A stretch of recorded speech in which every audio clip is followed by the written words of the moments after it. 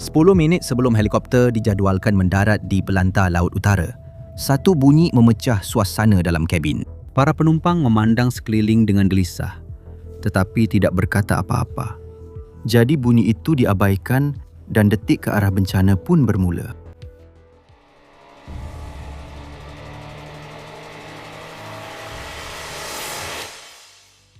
Laut Utara itu ganas, sukar dijangka dan membawa maut. Pada musim sejuk, ombak boleh mencecah lebih 15 meter, kira-kira setinggi bangunan 5 tingkat. Tiupan angin pernah mencecah lebih 87 knot, sekuat taufan kategori 2. Suhu air kekal sedikit di atas takat beku, menjadikan peluang untuk terus hidup dalam apa-apa jenis kemalangan sangat rendah. Tetapi di bawah perairan berbahaya ini, terdapat simpanan minyak dan gas yang luas, yang bermakna syarikat-syarikat akan menghantar lelaki untuk memanfaatkan sumber itu demi keuntungan. Pada tahun 1970-an, pelantar seperti Brand Delta dan Fortis Alpha telah dibina untuk mengakses simpanan tersebut. Setiap pelantar menempatkan ratusan pekerja, jurutera dan kru sokongan. Setiap pelantar mempunyai komuniti kecilnya sendiri, kira-kira 54 batu nautika dari pantai. Tetapi untuk membawa orang ke sana adalah sukar. Kapal bergerak perlahan dan terdedah kepada laut bergelora. Kadang-kadang mengambil masa lebih daripada sehari untuk menempuh jarak yang boleh diambil kurang dari sejam melalui jalan darat. Kos menggunakan kapal untuk membawa pekerja digandakan dengan bilangan pekerja yang dalam perjalanan, menyebabkan jumlah masa dan wang yang hilang menjadi sangat besar. Helikopter mengubah segalanya. Ia boleh membawa orang, kargo dan pasukan kecemasan, merentasi lebih 100 batu nautika di perairan terbuka dalam masa sedikit lebih sejam. Helikopter menjadi sangat penting untuk pertukaran kru yang pantas, sesuatu yang tidak dapat dilakukan dengan cekap oleh bot. Menjelang tahun 1980-an dan 1990-an, helikopter menjadi nadi utama industri luar pesisir, melakukan puluhan ribu penerbangan setiap tahun dari Stavanger dan Bergen di Norway serta Aberdeen di Scotland. Salah satu helikopter yang biasa digunakan ialah Eurocopter AS332 Super Puma. Ia adalah model utility bersaiz sederhana dengan 4 bilah kipas dan 2 enjin.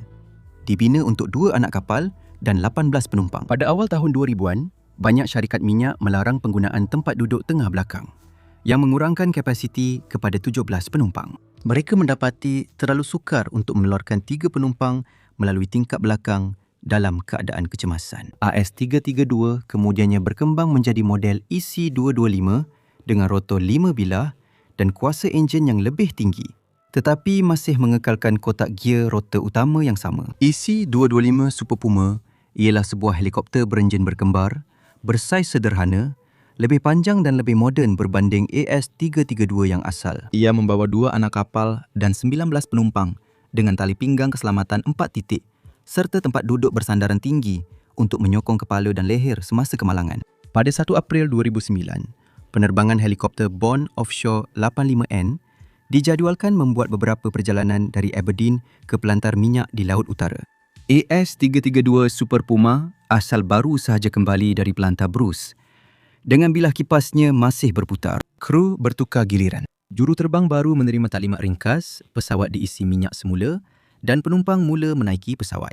Pada pukul 10.42, helikopter itu berlepas menuju ke medan minyak BP Miller, kira-kira 145 batu nautika ke timur laut Aberdeen.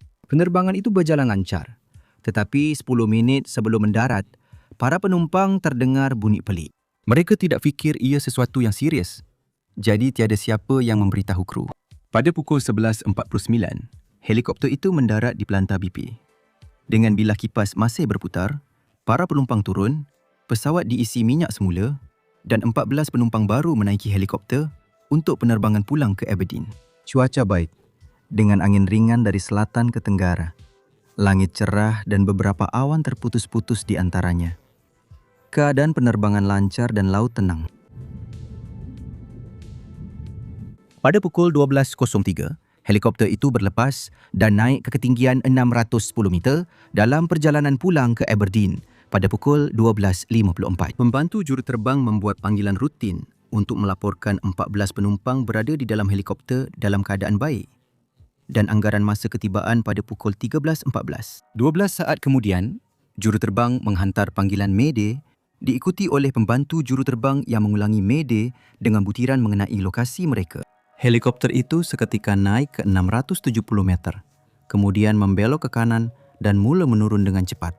Seorang anak kapal di kapal Norman Aurora melihat helikopter itu jatuh dengan mendadak dan terhempas ke laut kira-kira 2 batu nautika dari lokasi mereka. Keempat-empat bilah utama rotor dan hub terpisah dan jatuh ke dalam air berdekatan. Satu letupan berlaku selepas itu, mengakibatkan asap kelabu naik ke udara yang kemudiannya bertukar menjadi hitam. Anak kapal membunyikan amaran dan Aurora berpusing ke arah lokasi nahas kira-kira 11 batu nautika, timur laut Peterhead, Scotland. Norman Aurora melancarkan bot penyelamat laju ketika ia menuju ke lokasi nahas. Di Aberdeen, pengawal radar mengesahkan isyarat Mayday dan cuba menghubungi kru penerbangan. Dia meminta sebuah helikopter lain yang berada di laluan yang sama untuk memeriksa laut, di mana penerbangan 85N kali terakhir muncul di radar. Kedua-dua bot penyelamat dan helikopter itu sampai ke kawasan air yang bergelora selebar kira-kira 150 meter. Mereka menemui serpihan dari helikopter, 2 raket penyelamat dan 8 orang yang memakai peralatan bertahan hidup. Tiada yang terselamat. Pasukan mencari dan menyelamat tiba di lokasi dalam masa 40 minit dan mengutip serpihan yang terapung. Pada petang 2 April, sebuah kapal tinjau yang bekerja untuk Agensi Maritim dan Pengawal Pantai mengimbas dasar laut dengan sonar definisi tinggi. Keesokan harinya, ia menemui bangkai utama pada kedalaman 100 meter, fuselage, rotor utama dan boom ekor. Disebabkan kedalaman itu, Biro Penyiasatan Kemalangan Pesawat telah mengupah kapal pemulihan selaman tepu untuk membawanya naik. Pada 4 April, kapal sokongan penyelam tiba di lokasi. Menjelang keesokan harinya, kesemua 8 mayat yang masih tinggal telah dikeluarkan dari fuselage. Perakam data penerbangan dan perakam suara kokpit juga telah dikeluarkan dan dihantar ke Biro Penyiasatan Kemalangan Pesawat di Farnborough bersama dengan bangkai pesawat untuk dianalisis. Penyiasat dari Cawangan Penyiasatan Kemalangan Udara UK segera memberi tumpuan kepada kotak gear rotor utama. Kepala rotor telah tercabut dari fuselage.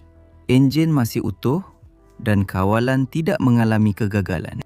Sesuatu di dalam kotak gear telah pecah dengan daya yang terlalu kuat untuk struktur itu bertahan. Enjin helikopter berputar dengan laju. Tetapi rotor sebenarnya mesti berpusing lebih perlahan daripada enjin. Enjin berkembar. Super Puma berputar pada 23,000 putaran seminit, tetapi rotor utama berpusing kira-kira 265 putaran seminit. Kotak gear rotor utama mengurangkan kelajuan enjin kira-kira 87 kali sambil memindahkan ribuan kuasa kuda ke ACI rotor. Ia mempunyai 2 bahagian. Bahagian bawah yang dipanggil modul utama mengurangkan kelajuan input kepada kira-kira 2,400 putaran seminit. Di atasnya terletak kotak gear pengurangan episiklik yang mengurangkannya lagi kepada kira-kira 265 putaran seminit.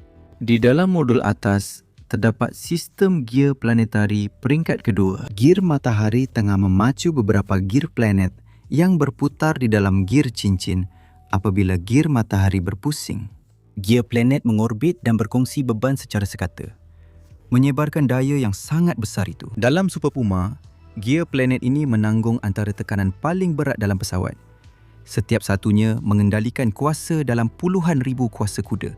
Ia berputar selama berjam-jam di bawah beban berat dan jika satu gagal, akibatnya boleh menjadi bencana. Untuk mengesan masalah lebih awal, kotak gear mempunyai pengesan chip magnetik yang mengumpul serpihan logam dalam minyak.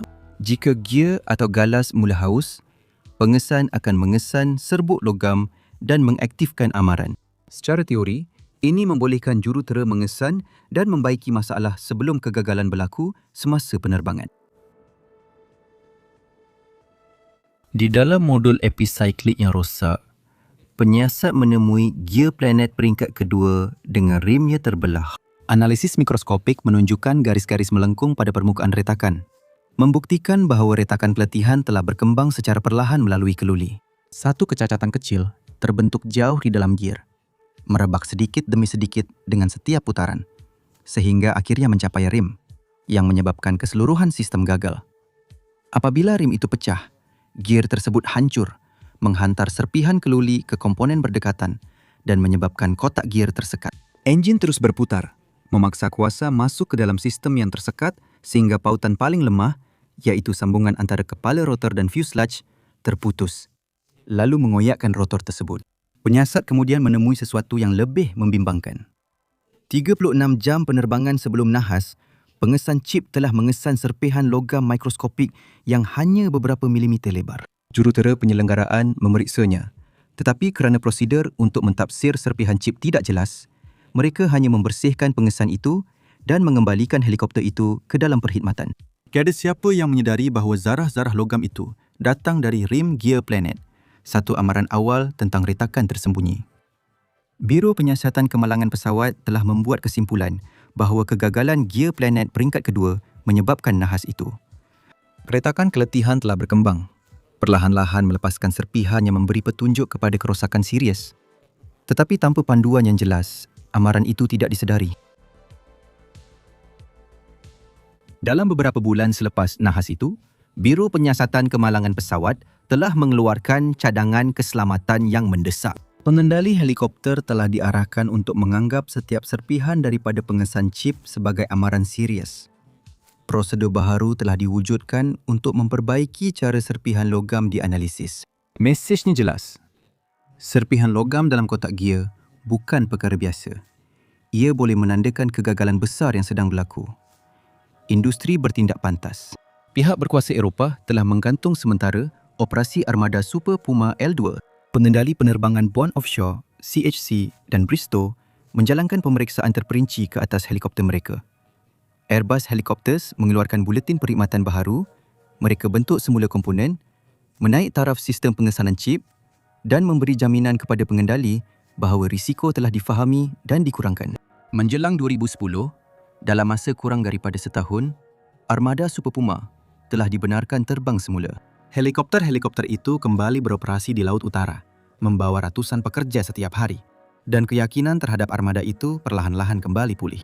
Hari ini, terdapat industri-industri yang menyokong keselamatan lelaki dan wanita yang bekerja di luar pesisir. Sebahagian daripada latihan keselamatan itu ialah latihan meloloskan diri dari helikopter di bawah air, yang mesti dilengkapkan oleh semua pekerja luar pesisir. Badan helikopter diturunkan ke dalam air dan dipusingkan terbalik untuk mensimulasikan pendaratan kecemasan di air, dan para pelatih mesti melarikan diri. Penumpang dan kru di dalam helikopter. Super Puma sebenarnya tidak mempunyai peluang untuk melarikan diri di dalam air, dan kisah seterusnya juga tidak berbeza.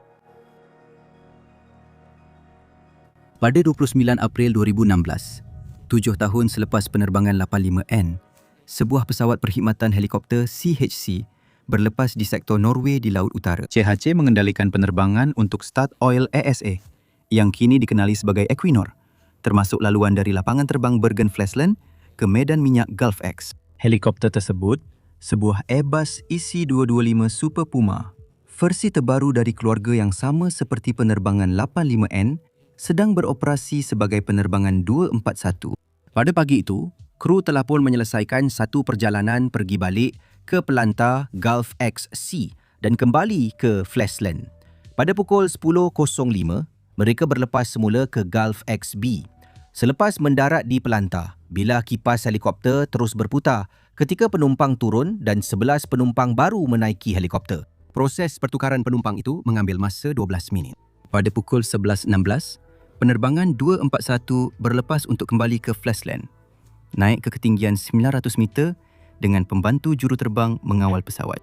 Helikopter itu terbang pada ketinggian 900 meter sehingga sampai ke pantai.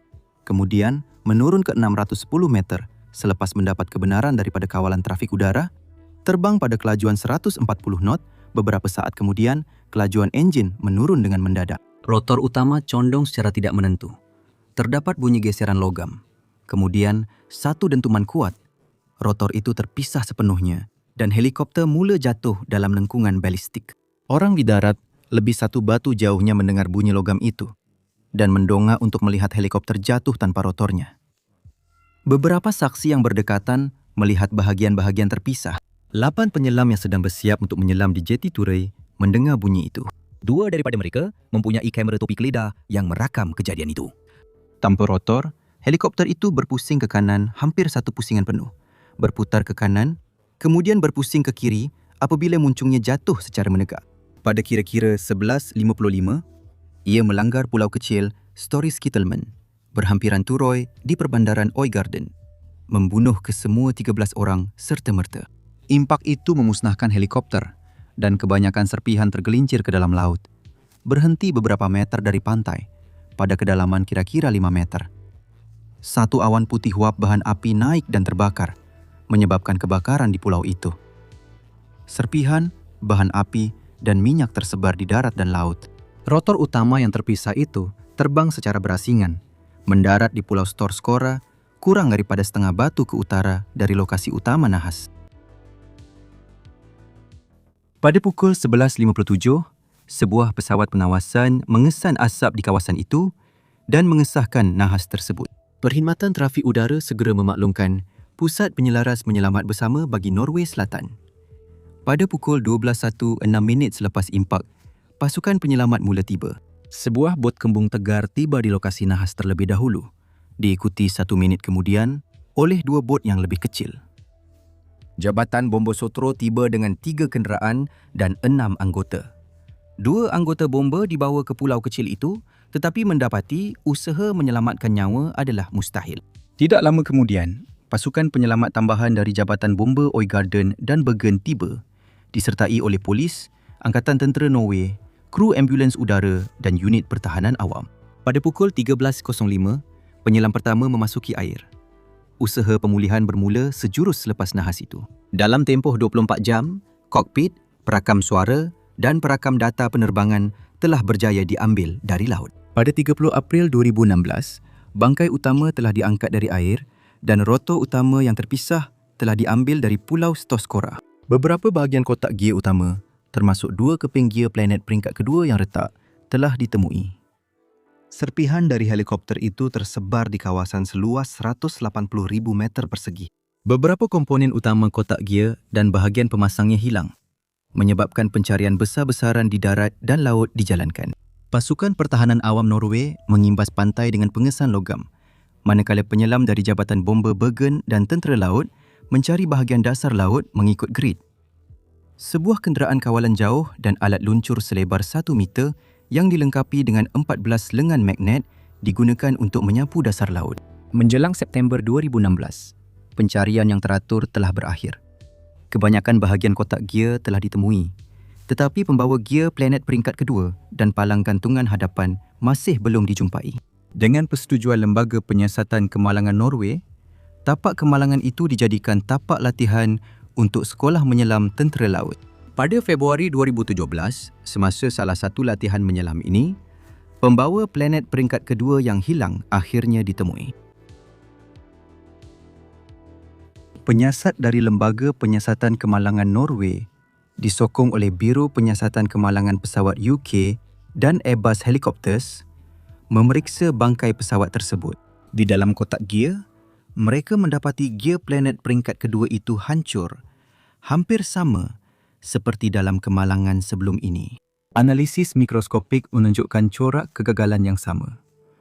Retakan keletihan bermula dari kecacatan kecil di dalam rim dan perlahan-lahan merebak sehingga rim itu terbelah.